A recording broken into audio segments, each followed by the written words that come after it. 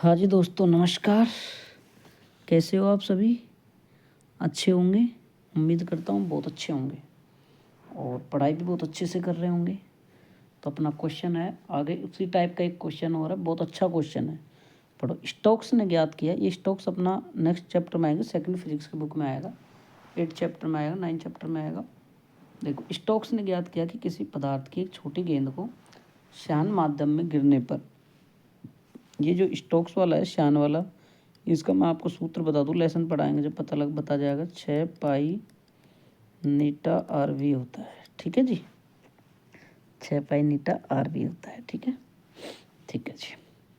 गिरने दिया जाए तो उस गेंद का माध्यम पर विस्कोसित बल का मान, गेंद की त्रिज्या, देखो त्रिज्या ये रही आर, शांता, ठीक है, नीटा नीटा बोलते हैं शांता, गुणांक नीटा, गेंद का वेग वी और बल के सूत्र को उत्पन्न कीजिए, ये बोल रहा है अपने पास यहाँ से। तो बेटा मतलब बल को आप सबसे पहले ऐसे लिखो, बल किस किस के समानुपाती है आपके पास में, आर के, है कि नहीं, शांता एन के, मैं वाई लिख दूँ, ए बी सी डी भी लिख सकते हो आप, और वेग के, तो वेग लिख दिया मैंने। अब हमारे पास में देखो बेटा, समानुपाती हटा दूँ मैं यहाँ से, तो मैं यहाँ से एक नियतांक मान लूँ के, मैं मान रहा हूँ मैं, तो आर एक्स नीटा वाई और वी जेड। ठीक है। अब यहाँ पे देखो, हम एक एक की वीमा लिखेंगे। हम सबसे पहले लिखेंगे बेटा हम एफ की वीमा, आप एल एच एस और आर एच एस की वीमा लिखो।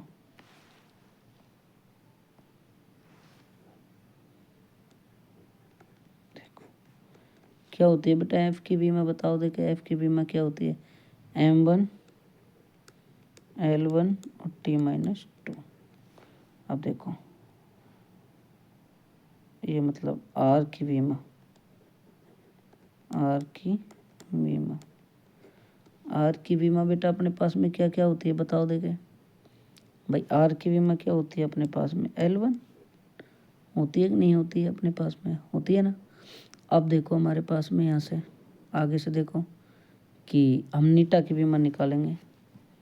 देखो बेटा, नीटा की वीमा, अब देखो यहाँ से आगे नीटा की वीमा जो होती है वो बेटा आपको थोड़ी सी रिमेंबर करनी पड़ेगी कि एक तो होती है हमारे पास में M1 L-1 T-1, M1 L-1 और T-1, M1 L-1 और T-1, ये इसकी क्या होती है, वीमा होती है कि M1 L-1 T-1 स्ट्रेस की तरह होती है।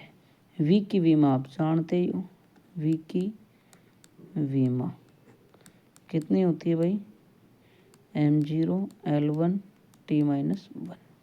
अब मैं इसको नए पेज से कर लूँ, कोई दिक्कत, तीनों चारों वीमा लिख दिया। अब साइड, अब एक सूत्र जमा के मैं इसको लिख दूंगा। तो अब मैं क्या लिख दूँ, LHS की वीमा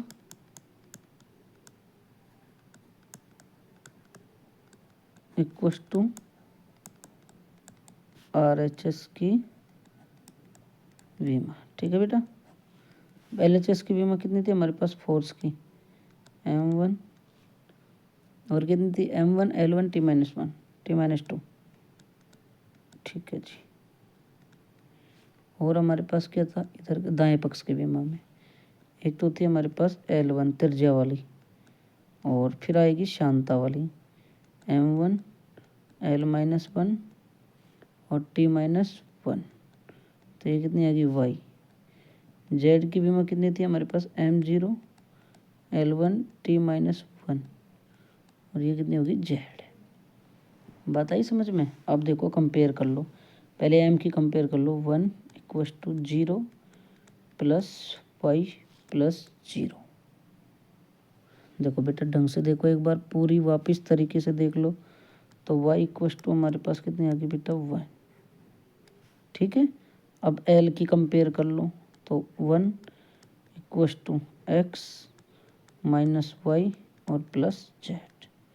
अब जेड टी की कंपेयर कर लो, -2 equals to T minus Y और माइनस जेड।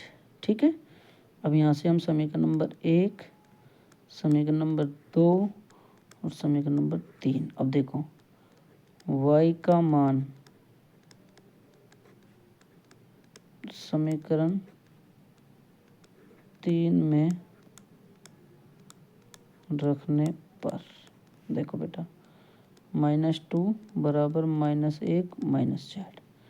इस -1 को इधर ले आओ तो देखो -2 + 1 और बराबर -z। तो कितना बचेगा बेटा -1 = -z। तो माइनस से माइनस तो z बराबर 1। z बराबर 1 आ गया कि नहीं आ गया। अब x की वैल्यू निकालेंगे।